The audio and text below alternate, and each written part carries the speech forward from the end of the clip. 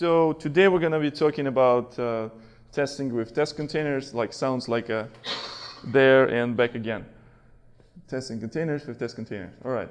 So yeah. So you see this picture. This is another picture from my Facebook. So I'm here because yeah, my name is Viktor.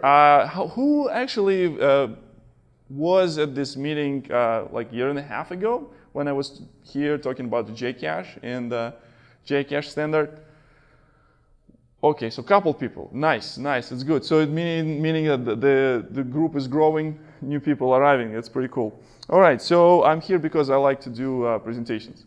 And today is not exception. So I'm going to do not only presentation with slides, but presentation with code, because I assume Java developers know Java, and this is Java user group. All right.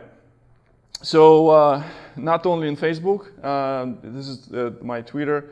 You can always reach out to me in Twitter. If you forget this, you will not forget this, because this stuff is going to be on every slide. So you can also live tweet if you find something interesting. I will post some of the materials of this, my slides and code I will post in my website. So you can just have this URL, and after that, you know, you will find, or I will just simply tweet it and you will find it.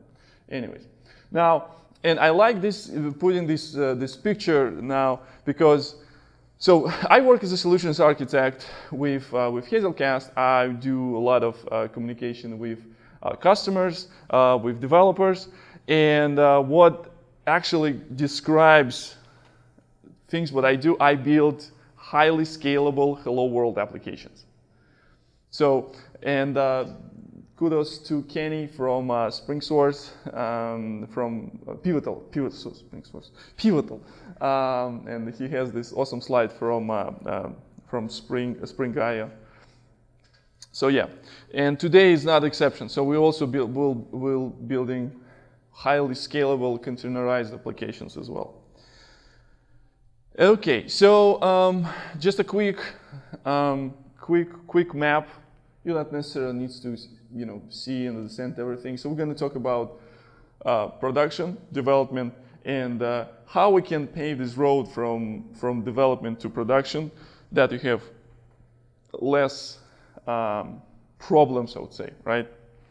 All right. So how many of you guys actually using Docker, like Docker or any container technology in production? All right. I love this. Okay. Okay, so yeah, so Docker is amazing tool that changes the way how we think about the infrastructure, changing the way how we think about dependencies in our application. And so I will just do like brief recap of the things that it actually gives us as a Java developers, and that we can have. So this is how I envision development. Like, it's like a garage where I can, you know, do some weird stuff, experiment on the things, and, you know, assemble, disassemble things, and basically get my hands dirty. Now, let's start with the concept of like why Docker and for Java, and why it should matter, and what the heck is Docker anyways, right? So the big promise that this guy, who knows this guy? I see like a couple people, like young people in the room. Do you guys still know who's this guy? All right, so this name is James Gosling. James Gosling, he's a father of the Java. Right now he's working with Amazon, and before that he was building liquid robots that was swimming inside the ocean. But the promise that the James Gosling brought to us was, who knows which promise? Exactly. Write once, run everywhere. So we have idea that we have a portable virtual machine that can execute your code whenever you run it. Idea was so innovative that just only maybe after like 20 years we can actually achieve. We know we still can run this Java even in some, not only in the computers, but also in the servers, but also in smart cards, right? So run once, write once, run everywhere. However, things are getting more and more complex. So it's not just a simple promise that you can write it once and run it everywhere. And the concept is changing because so many platforms, and including the smart fridges, any fans of Silicon Valley in the room? And who got this like a smart fridge reference? All right, cool, go. All right, so, but actually what I think these days Docker is bringing this concept, a little bit modifying this idea, but bring this into package one, deploy everywhere. This is actual promise that we need to follow like today, because regardless of the platform where you're running, Windows, Mac OS, Linux, anywhere, here we will depend on the platform. Here we depend on nothing. So basically the container technology brings us to this idea where you can actually have your application portable. And you should kind of do the mental photo of this picture, because it actually helps developers to go from their the place like a garage where they can have their hands dirty into the place called production. And I'll show you how it can be done. All right, so we know that we need to start with something. So the Docker is a technology that allows to run the container, but the container itself needs to run some sort of image. Image is a set of commands that can be easily reproduced. So for Java developers, we're actually interested in stuff that's related to Java, right? An obvious choice that there should be some base image that we can use to build our containerized application. So in this case, it's an obvious choice, right? However, if you go to the hub.docker.com and try to search Java, it will say that it's deprecated, right? How many of you guys actually using Java as your base image? I don't use that. Good, because you should use this Java.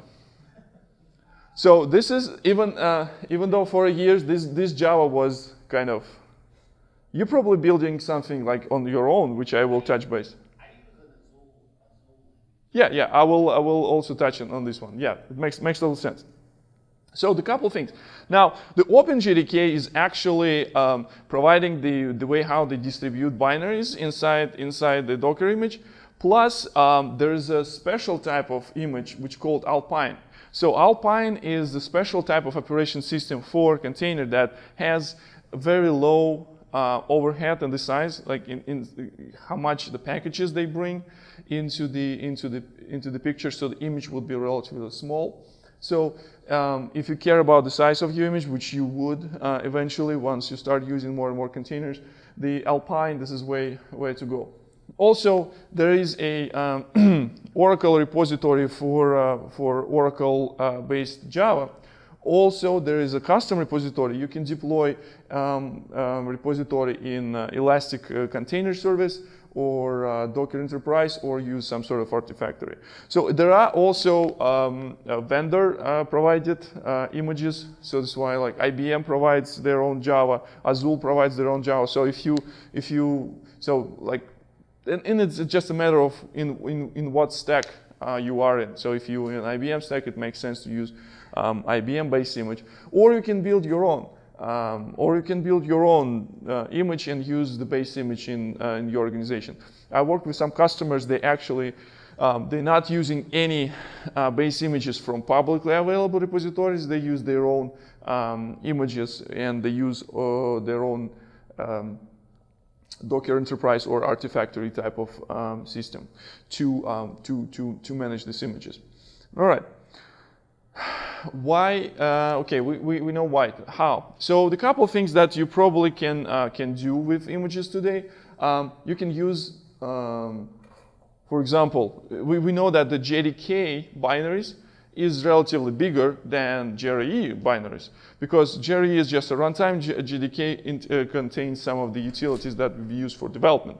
So maybe you can use JDK images for building. So you can build your stuff inside a container. So you can spin up the container to run your build. container. Inside a container, if you want, say, you probably can run the build if you, or run your test if you're using things like Testcontainers that we're going to talk about this inside another container. But for actual runtime, you should use GRE because it would be smaller and you don't need to have this all like overhead of these libraries that JDK brings. All right. Also, how to debug it? Obvious answer. You don't. So because you bring in debugging tools into the production image, you increasing the size of the production image, you need to debug in development. So if with development, you can expose standard, I do have one, thanks.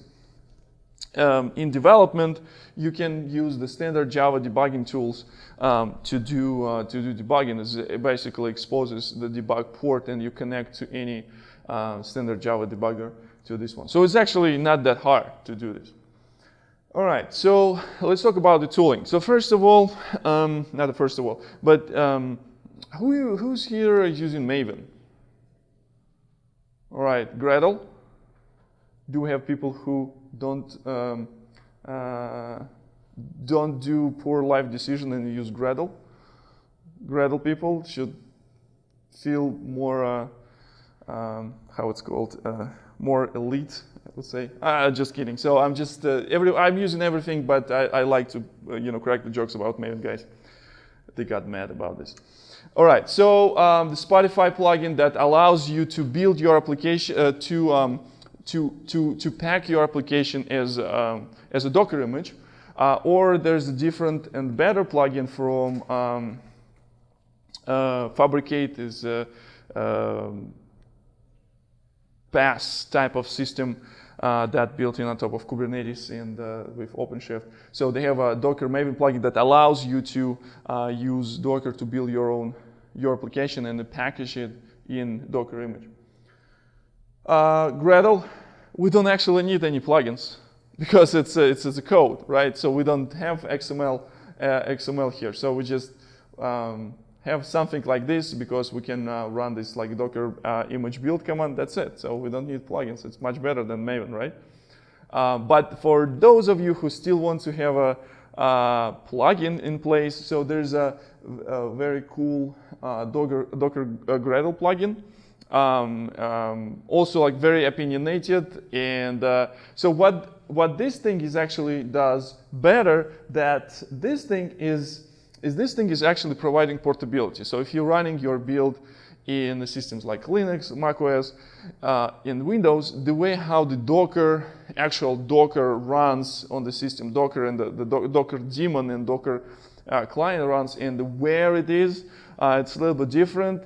So this guy knows how to discover right platform, so you don't need to write, if it's Windows, I'm writing this one. So for example, you don't need to do things like this. So this plugin actually gets you covered. All right. For developers, again, how cool would be run not only one application in just one container, but run multiple containers connected. But because in real life, what we do, we have multiple systems that we're trying to, like a Lego puzzle, connect together. We have database, we have distributed cache, we have web server, we have application server, and we need to connect this. And the Docker Compose actually provides this way. But you can ask me, like, why we cannot do this in one image, right? Why we not put all our dependencies in one image?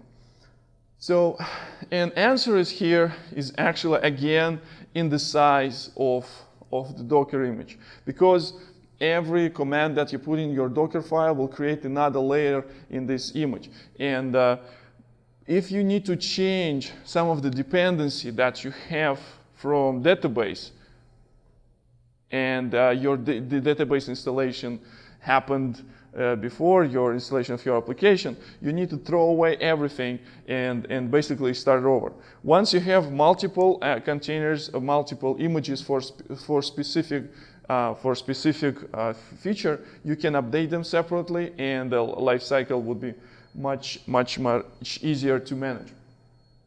Now, So let's move from the place where you feel the joy and comfort into the place where we need to actually get something done. So we go into production. So enough of experiments, how we can and how Docker can help us to move into production much faster. So because basically you can use the same things that you use in your development, it would be much easier to run this in the actual production environment. However, there are some things that you need to consider when you go into production. So huge problem that I see in general in organization is environment that you can actually reproduce over and over. So works on my laptop doesn't work anymore. I guess many of you are familiar with the concept of the bus factor. How many of you are familiar with the bus factor? Like a school bus factor or whatever bus factor. Okay, so not many, I see a couple people. So the bus factor means that how many teammates you can lose during accident when the bus will hit them and your project will continue to sustain. So you probably in the past, right now in this room, people using Docker and they know what they're doing and very smart people, they share this information. But in past, you might have one guy in your organization who does the build on his laptop, which might break or something like that. It's a true story. In 2012, I worked as a consultant in one organization when they actually couldn't do production release of the person who has a laptop and a rational application developer, which is like Eclipse plugin from the IBM and WebSphere. So this person has everything set up on his laptop, so they can do a file export as ER from their IDE. So this is not what we want to be. We want to have reproducible environment, so you can always reproduce this environment in other environments. So you can have environment in your QA, in your SIT environment, similar to environment that you have in production.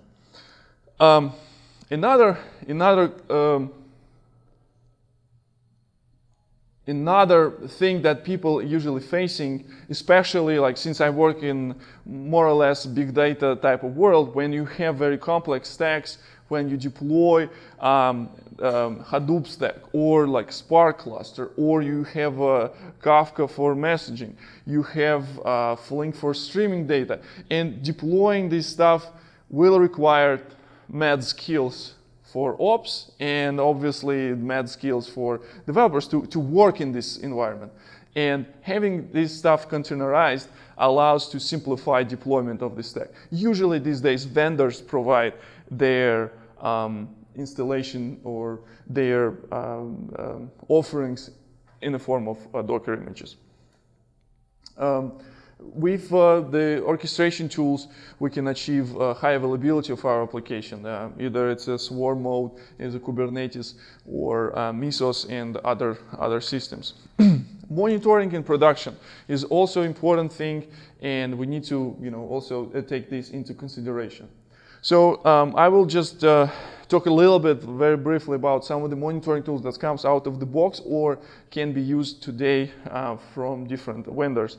So Docker Stats gives you visibility about individual container you run, and you can see the memory consumption and the resource allocations. Docker itself, Docker daemon exposes remote API, so you can get this information from remote API as well. You can get the logs from the Docker itself, and starting from the 1.13 Docker, it has a Prometheus endpoint. Prometheus is the popular tool for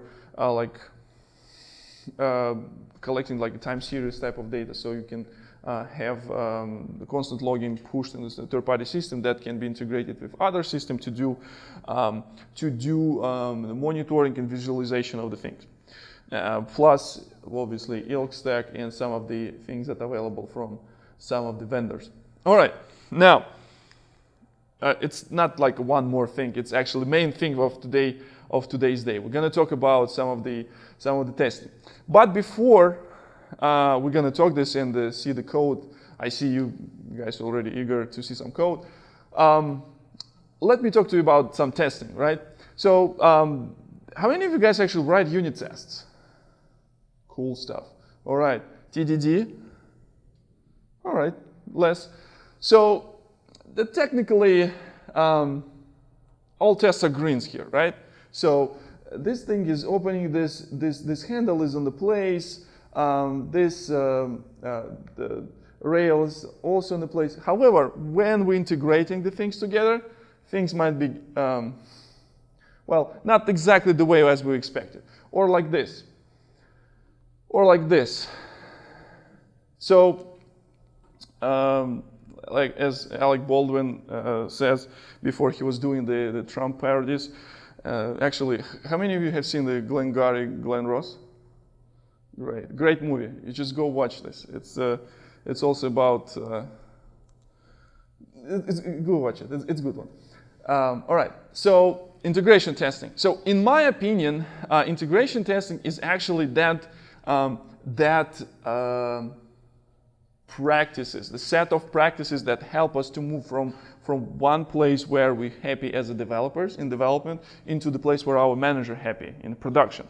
So having the integration testing in place and how we can do this using Docker or Docker-like tools for this one. All right, so this is how integration testing happens. So this is, haven't you seen this the advertisement from Toyota? So they have so they're not doing integration testing anymore because their car is so smart. Now, so as I already mentioned, the way how you can validate your design, validate your system, that it it's aligned with reality, aligned with the things that the people expecting you in production. This is why you need to have integration testing, right? So pros and cons of integration testing. So when we have integration testing, we have real environment that either identical to production or very similar. So this is why it gets us real-world isolated testing. So we can include the integration testing as a part of our continuous integration, continuous delivery cycle. And when we have properly configured integration testing in place, we can spot certain problems that we couldn't spot during the unit testing, however, before it comes into production. In some cases, for example, I'll give you an example from my life, from Hazelcast. So we have a pretty high coverage of Hazelcast code base with unit tests. However, Hazelcast itself, we have like the test coverage doesn't go lower than 85%, but it's unit test. However, Hazelcast is a system that people use. God knows how.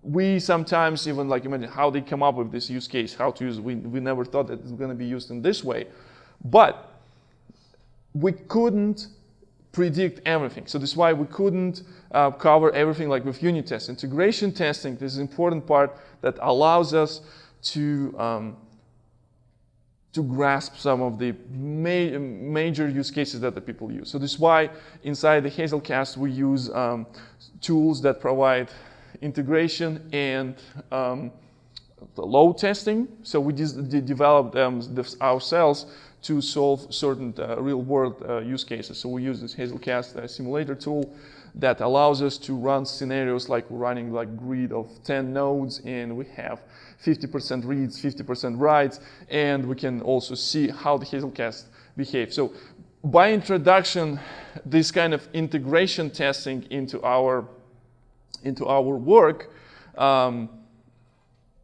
roughly around maybe 2.5 years ago, we were able to reduce problems for many of our customers. We were able to spot some of the problems for the long-running clusters. So this is why integration testing integrated into development workflow helped to spot the problem much faster, because it's good that we can, postpone the release saying because we found something during integration test, rather than our customer comes to us and saying, hey guys, not cool. It's just broke down our production cluster. So, since version, I guess 3.2 of Hazelcast over these couple, like 3 years almost, so we increased the quality of the product drastically.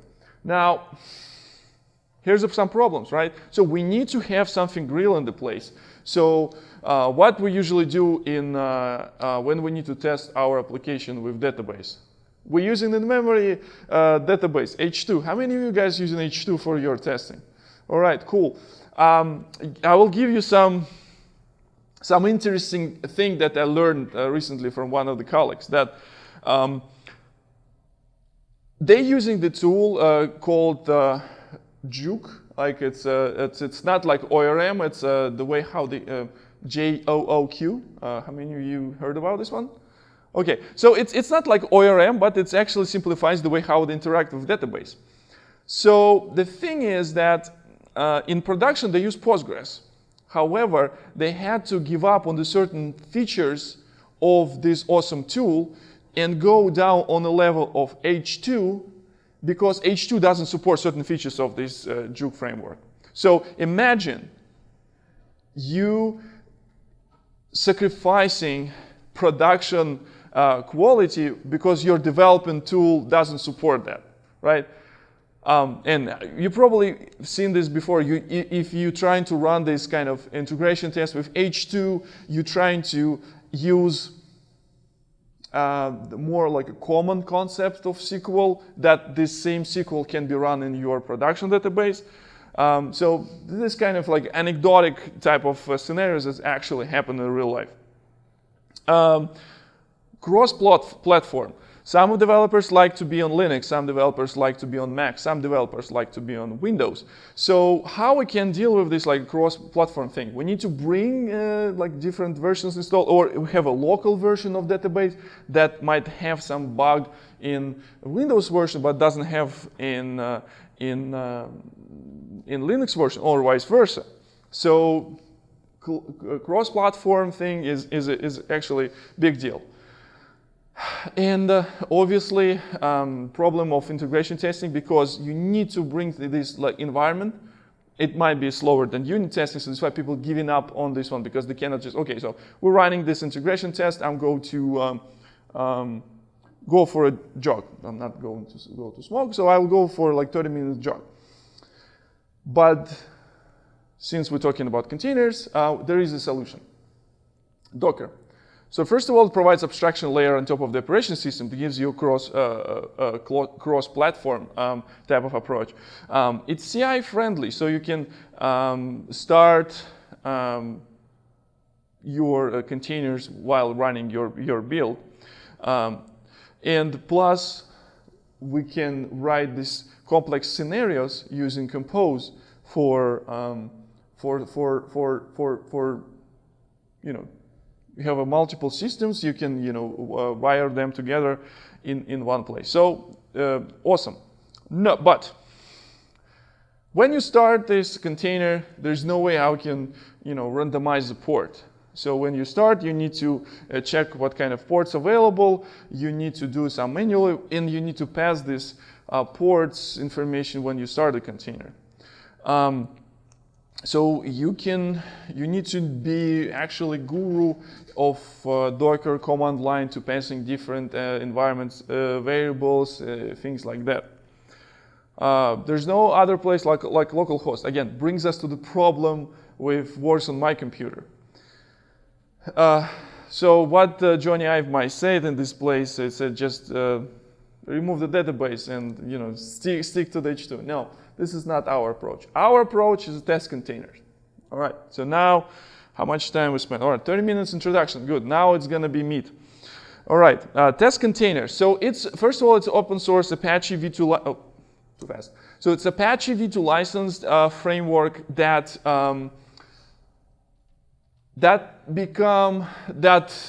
started of necessity of a reproducible environment. So it works on top of Java API for Docker.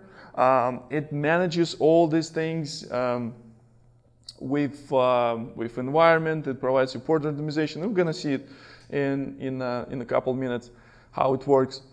And most importantly, it's integrated with tools that you're already using. It's integrated with JUnit, so you can run these things as a part of your unit test. And it's going to be running actual container. It's not going to be running some of the like a mocking thing or like in-memory thing as a H2. It's going to be running actual product that you use, a database, distributed cache, or whatever you're using.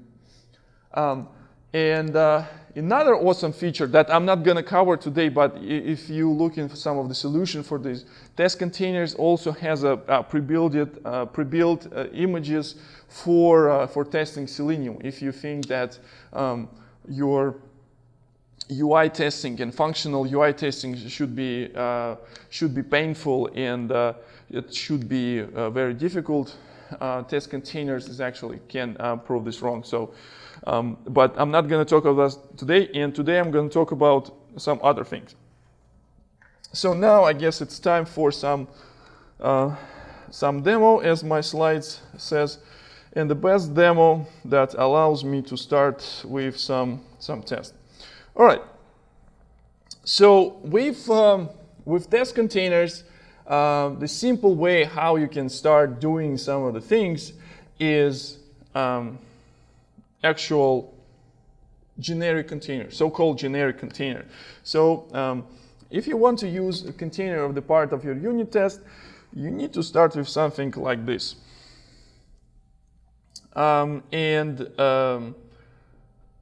What kind of Java container I said to use for you guys? Okay, so OpenJDK. So we're doing like Java. Will I do generic container? So in what it takes as a constructor parameter is actually gets identifier of your image and the version tag. So if I want to use OpenJDK and I'm going to be using Alpine version because it's smaller. Now this is pretty much it. So if I want to use this container in my test, I need to make sure that this stuff will be starting much on the earlier than our test. So for this one, I can use either rule annotation that will instantiate this piece of code every time when we run any test method. Sorry. If I do class rule, obviously sometimes you want to have a container that will be running throughout all your methods of your test. So for example, you're starting some of the functionality that you know that you don't want to wait for a certain time. And this is pretty much it. So if I will run this. And let's explore some of the output of Testcontainers. Woohoo! Now, obviously, because it's going to be here, we need to make it public and static. And no image, no, we just do latest. Oops, some of the Russian text. So what happens here is that it will start the library, Java library that will interact with the actual Docker daemon, and if this image is not available in your class path, so you need to download this one. So probably here is, yep. Is that a generic container that the import statement, is that like a open source project that? Yes. Okay, so today we're going to talk about the project called Testcontainers. This is the name of the project. There's a whole meeting about this one. So this is just a library that allows you to use containers in your application. So probably I should have started this because it's also very important. Where's my friends who don't make poor life decisions? Because I'm using Gradle here. So as you can see here, this is what you need to add to your build file. Maven guys will figure out what to add. So basically, Testcontainers gives you all this functionality. So what it says, so that couldn't find this image. So screw this. We're gonna do Hazelcast. And Hazelcast actually, as a tool, we think that the Docker environment is very suitable for the things what we do because we run in memory. We don't have like the disk. We don't need to have this. So we can run in the containers because it's ephemeral and it will can disappear and things like that. So what I will do here, so instead of Java, I'll do Hazelcast. So with Hazelcast, I can, or if latest. So in this case, I will bring this this container. Now, so Hazelcast is the system that is a network system. You need to interact somehow with container. So in the Testcontainers got you covered in this point. So to get, first of all, you need to expose some of the ports of this.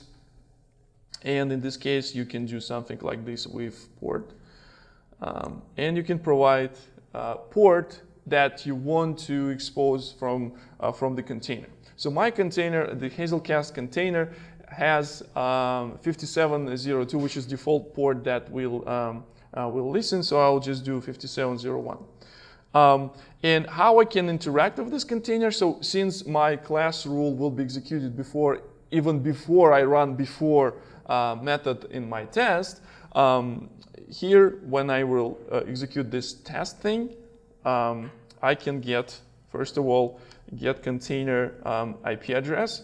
So I will get the address of this one. So in this case, maybe in a local host, it maybe doesn't make sense, but sometimes you want to run it from, you might run the Docker daemon on a remote server. So in this case, you need to have IP address.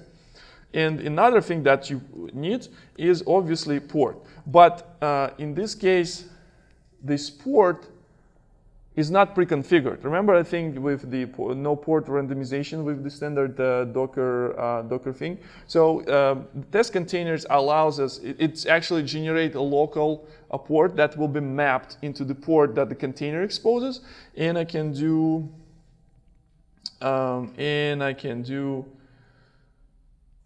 if I expose multiple ports, I can get many ports, but in this case, I just expose it one.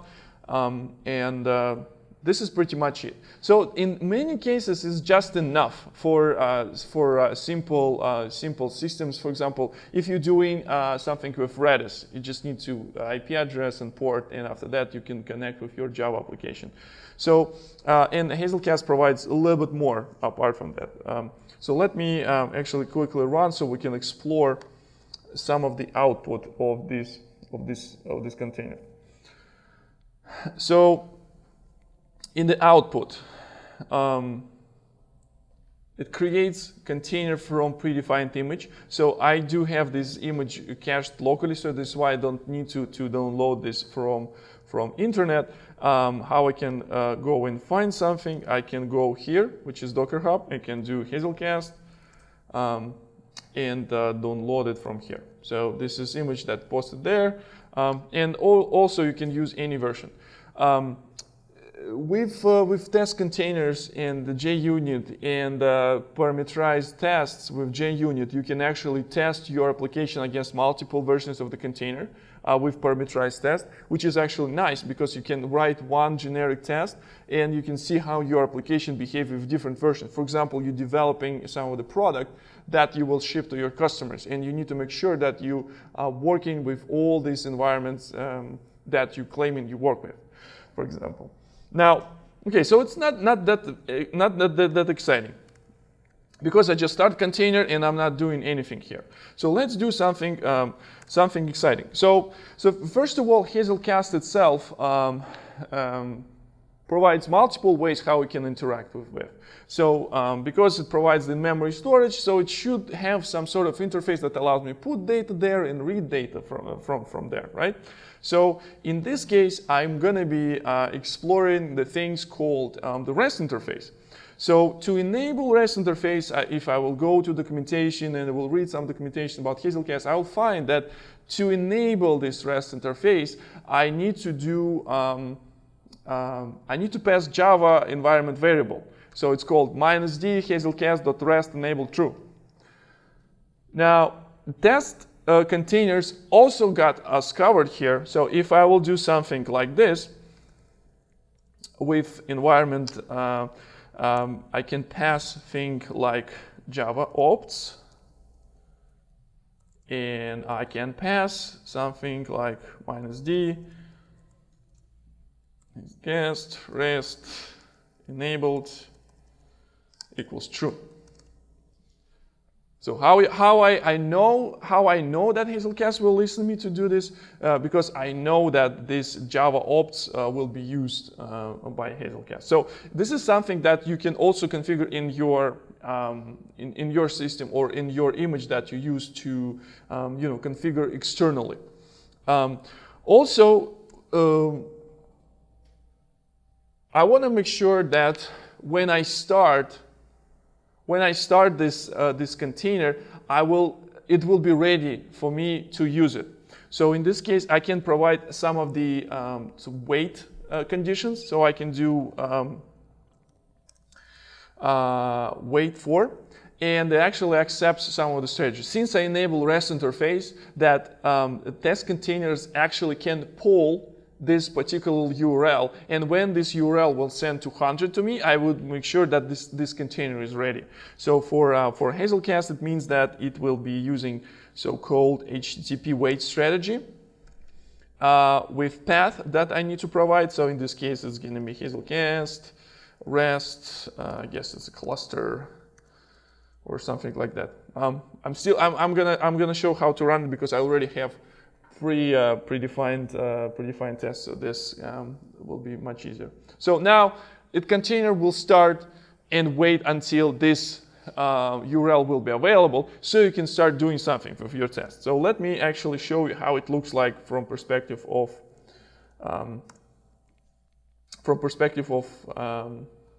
actual test. So I have this strategy that will listen this cluster.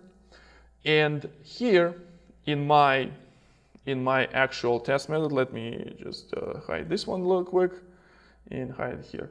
So in this test, I start the container that will expose the REST interface that can be accessible through container host port /hazelcast/rest/maps, name of the map, and the key that I want to put there. And response will check if it's 200, meaning that the record was successfully written there. I'm starting this as a class rule because I want to reuse the results of this operation in my next test. Usually you're not doing this because you want to have an important test method, so your test methods will not depend on this one, but sometimes if you want to speed up, you want to start the container before actual. So who's calling it? Docker or daemon? The Docker host daemon is calling it back? Yes. So the way how it looks like, just give me a second. We'll return here. So the way how it looks, you have in your computer or your server, you have so-called Docker daemon. So Docker daemon, this is process that always runs, and this daemon is actually operates with the kernel to start and stop the containers. Now the next thing, you have some sort of like Docker client, which is like a native. So if you're writing in your console, you're writing Docker, it's a Docker client. So Docker client interacting with daemon. Also, the daemon itself exposes remote API. So basically, it's the REST API. If you go into the very low-level details, it's actually REST API. So here we actually dealing with Docker Java API. Huh? We don't enable It's nothing that you don't need to do anything. So when you do, so as you can see here, so when this test container in Java API starts, it actually trying to find this running Docker daemon. So the way how it works, at least on my Mac, it uses Unix socket to connect this.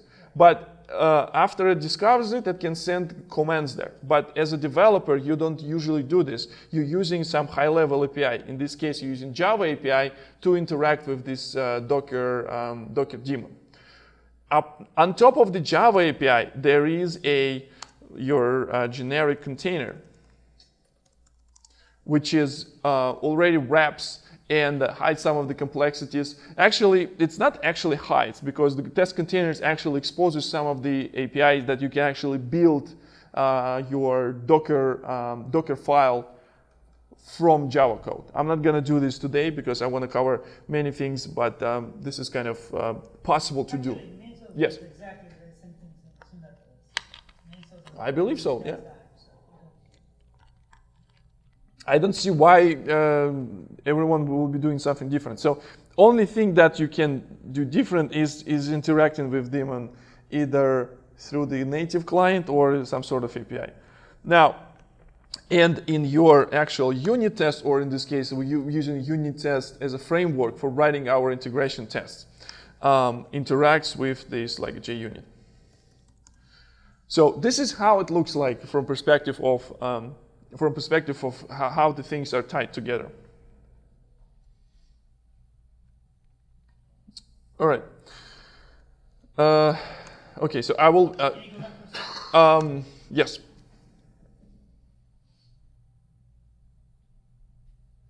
All right. Now,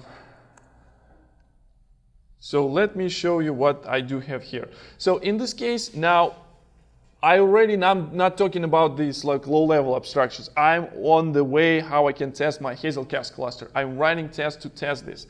And in this case, I'm not doing anything very complex. So in this case, it just exposes the REST interface. If I will run this, hopefully it will not break.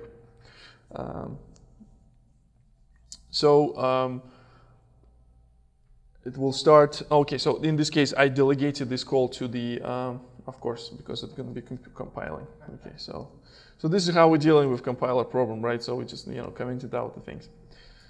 Hopefully it will build it. Yep. All right.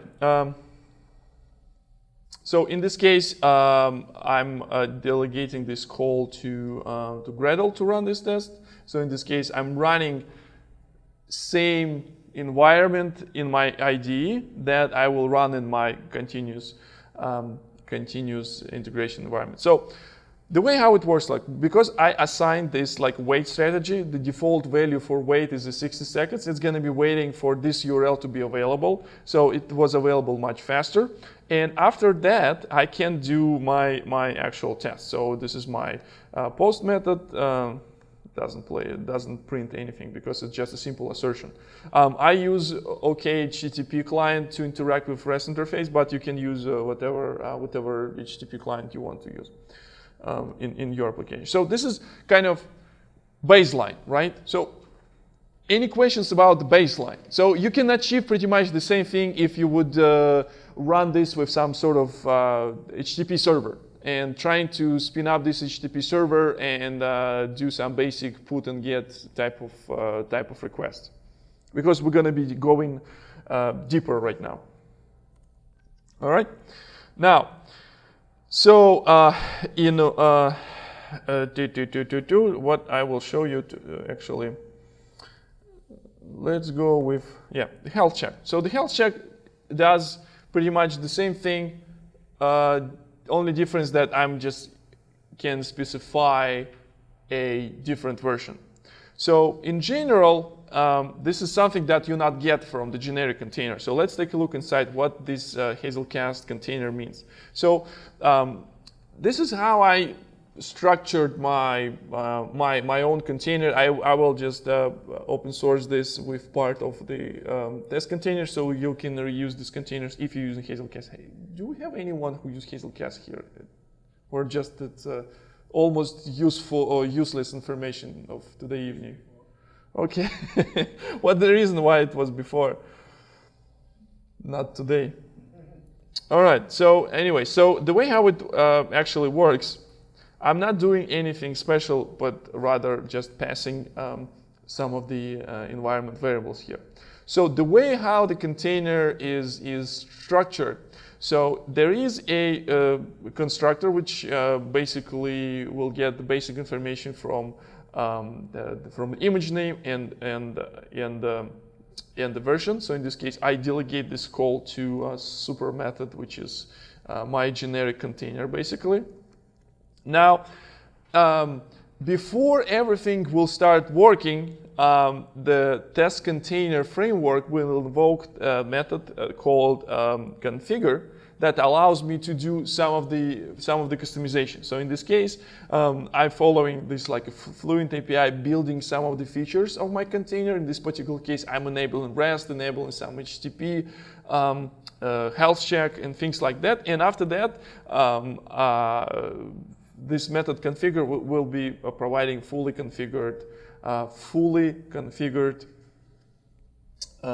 container for Hazelcast. Now, with integration testing, we can also integrate with something else. So in this case, there's very interesting use case that many people, many Hazelcast users use.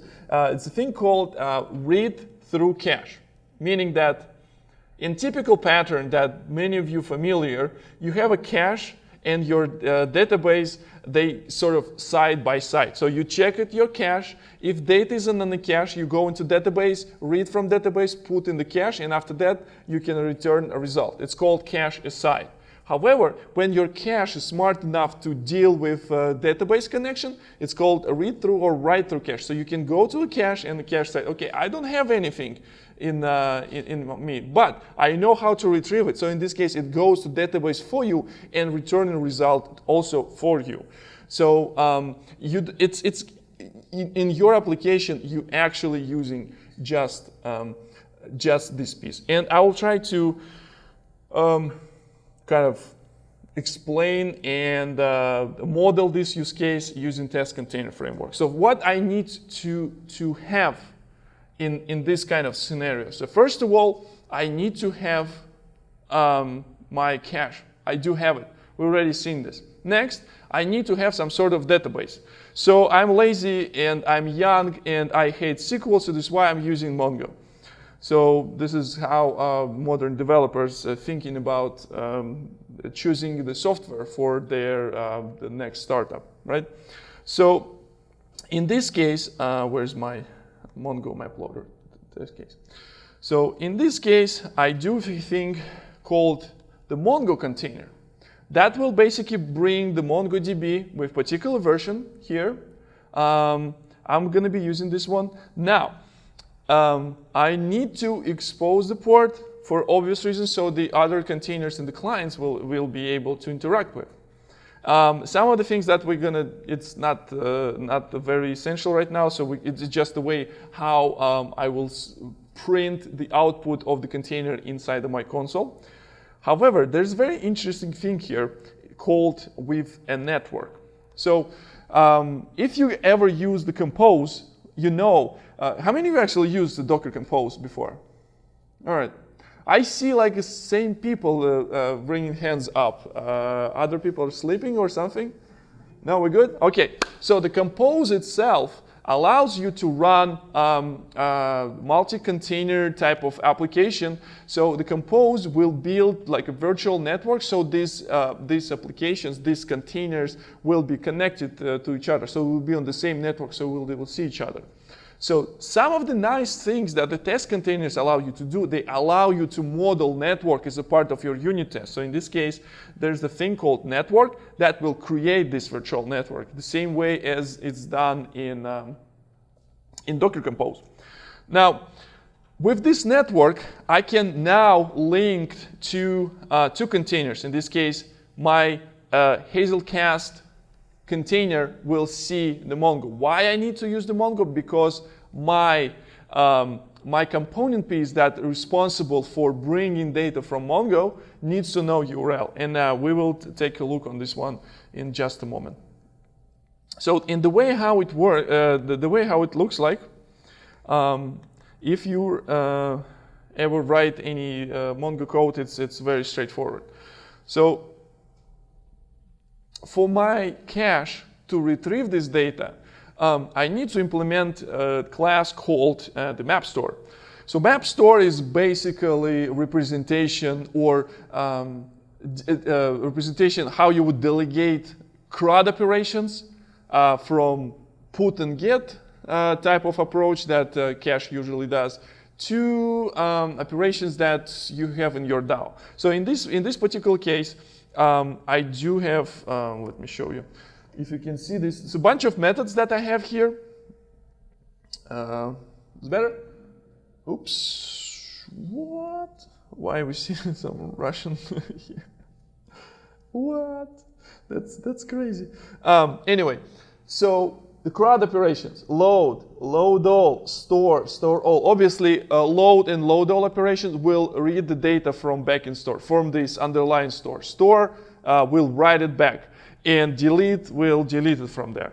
Now, and to do this, I need to have URL to database, name to database, and the collection. Now, tricky part. So, because of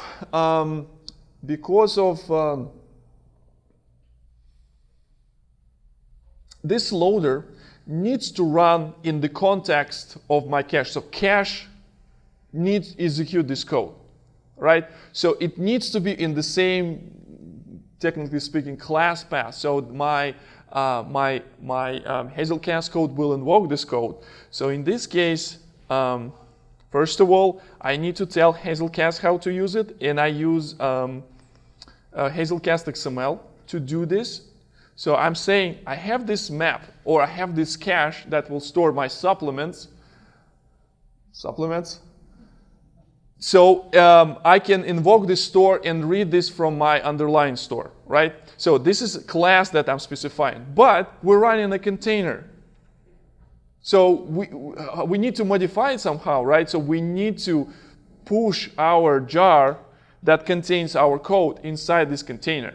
And actually, if you think this, it's maybe not very trivial, but with test containers, it is very trivial.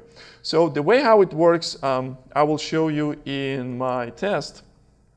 So first of all, test containers allow me to map jar file inside a jar file, or like any file from my class path, into the some of the file that will be available inside the container. So in this case, so I'm building my production code, and I generate this fat Hazelcast. Why fat Hazelcast? Because this jar contains all dependencies. I'm using Shadow plugin that will bring every dependency in one jar.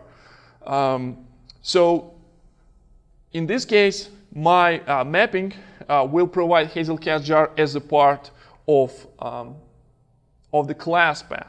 So the Hazelcast container will also honor class path environment variable. So in this case, I'm specifying this guy is going to be in this library, and the class path will be that. So in this case, it will start my container with my code. How cool is that? So you're taking the container from internet and you modify it in place in code. I think it's amazing. Next, because we installed these two containers in one network, I can use alias that defined here. So I define this container as alias, and this alias would be exposed as a host name, and I can use this inside this network between these two containers, I can use this alias. And what this like custom property does, basically it's also passing Java opts inside the container. So once again, I will repeat once again because it's very complex use case, and it's good if you will understand. If not, it's okay. I will publish the code. You can go after and track me down, please. So I haven't looked at Docker in a while. But when you expose a point on a Docker container, how did you know that the 5701 was going to be the one that's going to be exposed on your computer? You missed my statement 15 minutes ago. So Testcontainers allows you to randomize. So actually, when you do this, this guy, see this method. If you do this method, it will actually give you a, it actually give you a random port that test container generate for you. So this is beauty of having the test containers taking care of the network for you. So you don't need to hard code or remember this because there's API. Since container is formed and the test container knows it, it stores internally, and you can get this information by calling. By calling this get map port. So this is why you know how to connect. Which is actually a good question, because here in this section, when we're preparing our network that connects to containers, it really doesn't matter, right? Because inside the container, there will be running one Hazelcast container will expose 5701, but it will be inside this network. It's more important how I can get this from outside world, because my test, which will be running here, this test is not running inside the container. This test runs outside. So in this case, my client, actual, like a Java client that will, not the REST client. Hazelcast has a Java client, which is binary client using TCP to connect to this cluster. So this is why I am creating the client that will execute all these tests. In this case, one of the first tests will load data, and will store this data inside the Mongo, because in this case it will use write through cache. As you can see here, I do supplements, which is Hazelcast map, and do set. In this case, Hazelcast will delegate this call to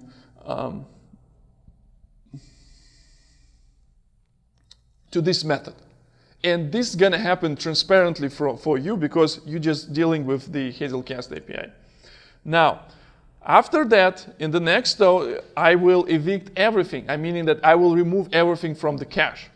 And I want to make sure that data that I was placed inside my database, inside my container on my previous, in my previous call will be available. So in this case, I will retrieving this by calling load all. It will actually delegate this call to load all. Delegate this call to load all methods, and it will bring all data from database. So I don't know if your mind is not blown yet. I don't know how to surprise you more, because it's a really complex use case, and I can achieve this in less than 100 of, including like import statements and things like that, in the 100 of lines of the code. I have my database, I have some custom code, I have a container, I pass my custom code inside the container and make it as a part of the container. I establish a connection between these containers, and after that I can execute actual code. So if I would run this, I'm sorry. So you're showing us how to do integrated testing with JUG. Yes. Yes. Is what we're doing here. Yes, but not only with JUnit. So Testcontainers actually supports TestNG, it supports Spock if you're using Groovy. Idea with Testcontainers when they will reach release 2.0 to have more testing frameworks to support this. So basically your integration test is just describing scenario, and the testing framework is just the way how you're expressing this scenario, right? So apparently JUnit is kind of like I'm doing an assumption here that Java developers know Java, and I do assumption that Java developers know JUnit as well. So this is why JUnit was chosen as a common language that people know, because I see just a forest of hands when the people saying they're writing unit tests, right? So this is why JUnit here is our kind of common language of discussing this kind of things, right?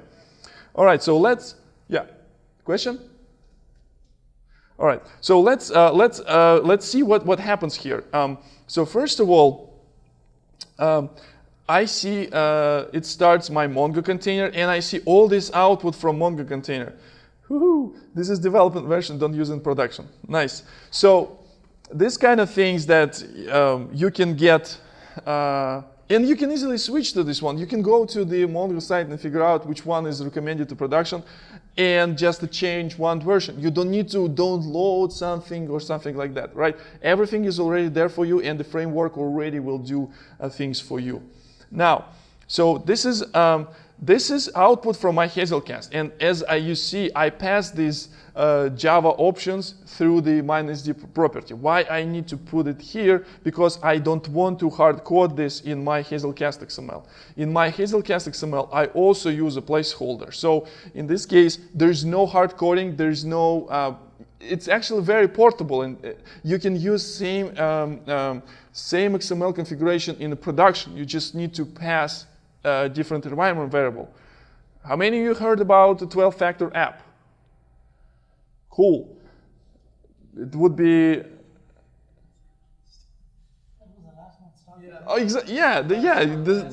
yes. This is awesome, because one of the things that cloud native applications is saying that your application configuration should not depend on some hard-coded values. You need to be able to retrieve it from any environment. Either it's environment variable or it's some configuration server. You can pass this information around. So in this case, it's just a placeholder. Now, looking next. So another interesting thing. Now, so I also have this in my development. So my component has my class and my XML configuration file. I'm also passing XML configuration file also as a part of the class path mapping that I have in my environment. So it starts the cluster and it knows how to interact with Mongo. So I will show you some of the methods that I invoke. So once I connected my client, I can do things like now I start connecting to Mongo from my Hazelcast container connects to Mongo container and retrieve some data. So load all keys. Where's my so reloading? So how I interacting with container? I'm just loading this data for particular keys per partition and things like that. I think this is quite complex use case that will not require you to have a computer science degree and bringing all ops team to to have your database installed, to have your Hazelcast cluster installed, to have your stuff built and deployed in the place to run this test, right? I think it's pretty awesome. Maybe you disagree. It's awesome, no? Yeah, I think it's awesome. All right, but okay, so I will show you some of the things that actually blow your mind. So Hazelcast is a system that allows developers to write distributed systems, right? So Hazelcast already covered the different things like dealing with the split brain scenarios when you're losing connection between nodes and how these connections will, how this operation will continue to work in this kind of scenario. So in the real world, this kind of situation incredibly difficult to test because you need to bring some sort of tools, third-party tools that allows you to sort of like when I'm talking about tools, I'm actually meaning like real hardware when you're just cutting your wires between your servers. So in this case, you can emulate actual split brain. But we're not going to do any like cutting any wires here. because we have a networks inside the Docker. So we can actually do things like this.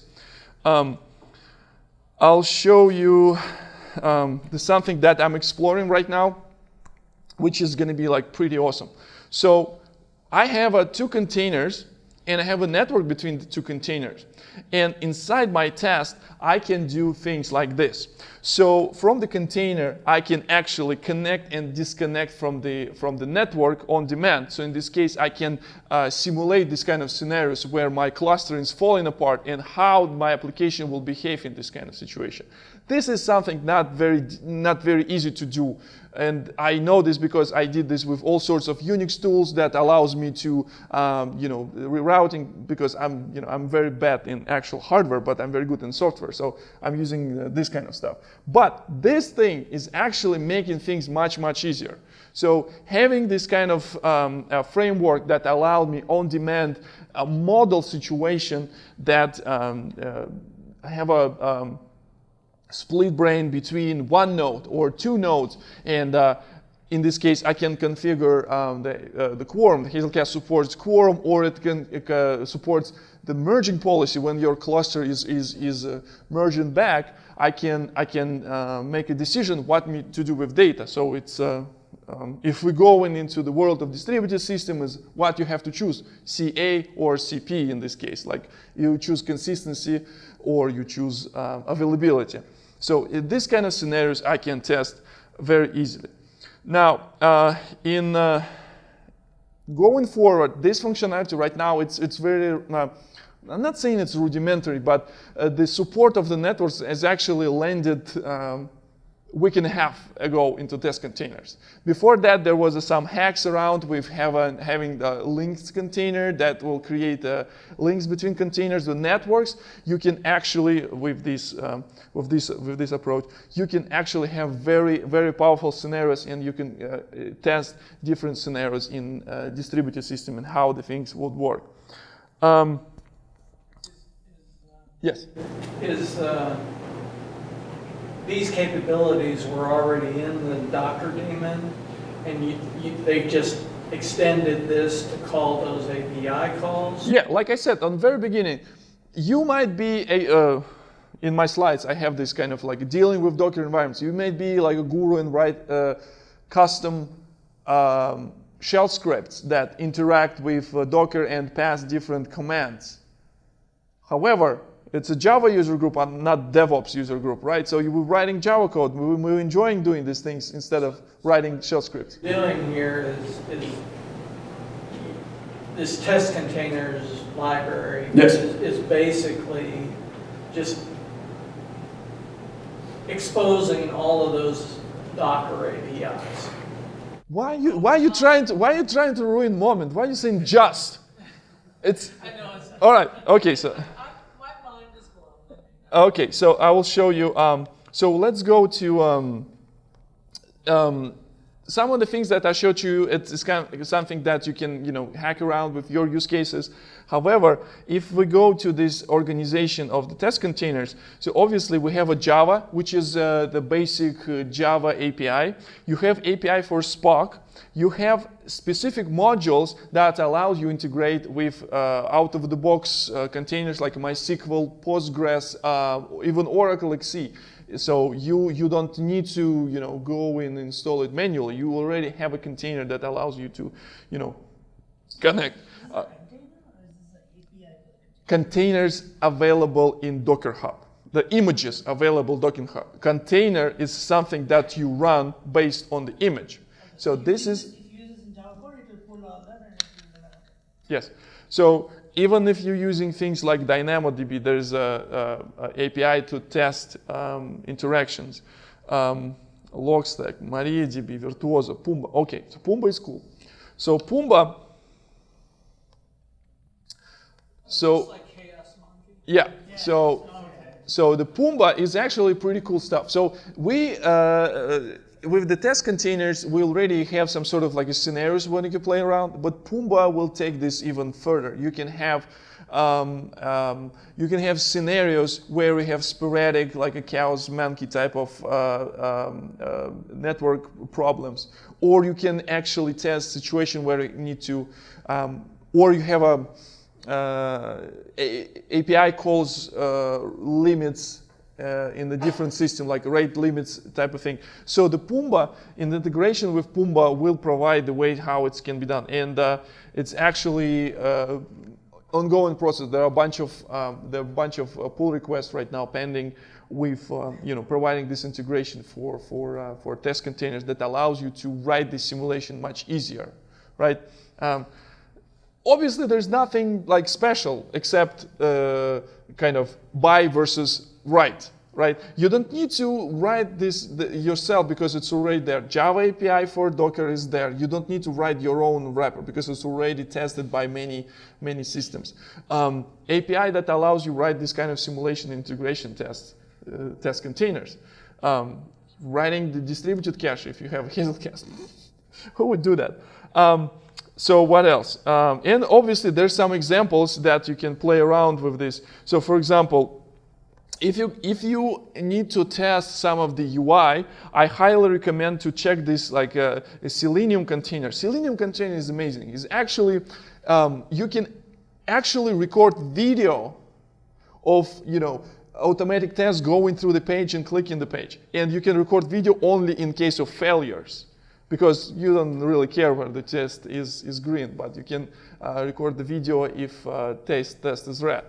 Also, you can using the VNC, you can connect to the running test and see how the mouse goes around like crazy and executing all this type of scenario. So Selenium container, you need to check this out if you're doing some of UI testing. So let me just take a step back. So all these containers are available on Docker Hub, but these are plugins for your, this is Java code, so you can interact with those containers in a much more easier and friendly manner, right? In Docker Hub, you have images, which defined by Docker file. Obviously, there are API that allows you to build these images on the fly. You can do this as well. Or you can pull up these images not only from Docker Hub, you can pull up it from any registry or Artifactory, Elastic Container Services, Oracle Cloud Containers, and things like that. But this project that you just showed is a good way, easier way of interacting. And this project aim is to provide you ways to write integration tests using images that are publicly available. Or if it's not available, you can build your own image. It's very easy. At the very beginning of the slides, I showed you the tools, Maven plugin, Gradle plugin, that can build image from your application. And this can be tested with test containers. And that's the one you're telling Selenium as the one where, because I'm more interested in that, but that's... Selenium is a special type of container, obviously image, that has these capabilities. So yes, so there's a Selenium container that already has this kind of functionality in place. Right, but this API will allow you to make it a lot more easier with J. No, I mean, yeah, of course, this is what I'm talking about, the Selenium container. This is the API that's available in test containers. I have a couple more slides. Yes? What's keeping us from using this just to do orchestration for production for our testing? Awesome question. So I will repeat this. So what's keeping you from using this for orchestration in production? So right now, the test containers is highly dependent on some of the JUnit dependencies. Going forward in test containers 2, there's a plan to decouple this and have this like core API, the container management API as a separate module. So in this case, you can use this for your environment as a code. And have different plugins for different testing systems. Right now, you can technically use it right now. So it's not a problem, though there would be some dependencies, kind of like idiosyncrasy from dependency of the unit, JUnit. So yeah, a couple things that I already kind of touched base a little bit. Support more testing frameworks. Chaos testing with Pumbas. Pumba, it's gonna be when I heard this, like my mind blown, because I dealing with weird situation that our customers dealing with, and having the way how I can model this and how I can have a reproducible use case. When you've been in the situation when you're writing support and they're asking, okay, can you provide us a reproducer? And they're thinking, how I can provide you a reproducer, because it works when I just unplug this cable, and this case it doesn't work, this case it worked. How I can reproduce this? How you can reproduce? Now you can have the ability to reproduce this. Plus, it's very interesting. How many of you heard about the Arquillian? Java EE guys in room? All right, so Arquillian, it is a very cool framework that providing the simplification how you test the enterprise application, Java EE applications. And one of the projects of Arquillian is called Arquillian Cube. I guess it's the stuff that was kind of inspired, because Arquillian was inspired by Men in Black. The Arquillian guy who was responsible, he has this Orion's belt. If you've seen Men in Black. First one, Men in Black, like 15 years ago. All right, and Arquillian is the aliens. Now, Arquillian Cube, it's a project that aims to leverage containers, like Docker containers, for testing your Java EE application. So, the good thing is that it looks like right now the Arquillian team and the Testcontainer team, they actually join forces to bring like something awesome together. Some will merge or integrate with one another, because right now Arquillian has more features for testing, like a Java application. For example, Arquillian has integration with the project called Shrink Wrap that allow you to sort of generate your jar or WAR file on the fly, basically. So you don't need to run through the build. You can generate your the WAR and jar file programmatically and use it for test. Cube will be integrated with Docker kind of. With the same concept, using containers to run this test. So your choice, right? Stay in the classic tools, writing your shell scripts, or writing Java and embrace the world of containers and enjoy it and live long and prosper. So I will take some questions, any type of questions. Please. Just want to say first, hats off. My mind was blown in this presentation. Just a question on starting out with Testcontainers. Give me advice for someone, obviously you showed a very advanced example, but for someone starting out, what would be some things to look out for when we're building our first? So a simple way how we can start this is just to go to testcontainers.org. They have awesome documentation. They have awesome samples. They have awesome Slack. You can join the Slack and ask questions. People extremely friendly there. Even though there's some Russian people, they also friendly and they're not calling you stupid. You know this joke, like if you go into Russian forum, like the people will try to convince you don't need this because you're stupid. This is not this is like, you can ask any type of questions there, and we actually, like as a community, we actually, open for any questions, contribution, because it actually creates some questions. They will create some ideas around how the project can be used differently. There are. Oh, okay. So I will I will tweet the link for the slides. I will post some of the videos related to this one. I will post this video, and I will post some videos where Sergey and Richard is a founder. Richard North, he's a founder of Testcontainers. He gave the presentation at the Geek Out, which was in Tallinn, Estonia. Awesome conference. The Sergey Yegorov, he's also co-maintainer. He also did the presentation. It will not help you because it's in Russian, but I will still. It's still a good presentation. Explain some of the use cases. If you go into Java 1, there will be 2 talks about test containers there. So yours truly and my friend from Zero Turnaround, he's going to be doing also a test container thing. How you can also start. You need to just sit there and start writing some code. So this is how I end up here. So I was looking the way how I can test some of the use cases with Docker, with Hazelcast. So now I will just contribute my module, all these like things that customizations that probably you will gonna need if you're using Hazelcast, if you're not using Hazelcast. So what I can do. You probably should start using Hazelcast as well. And after that, it's very easy. So the API is extremely easy to use.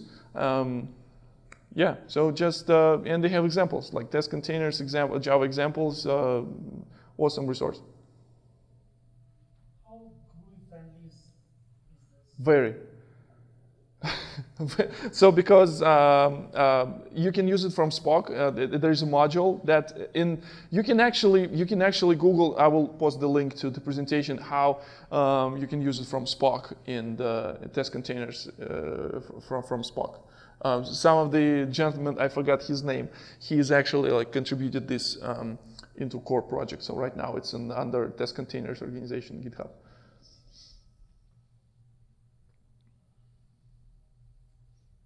I actually started the prototyping the Hazelcast test container with Groovy, but I had to convert this into Java.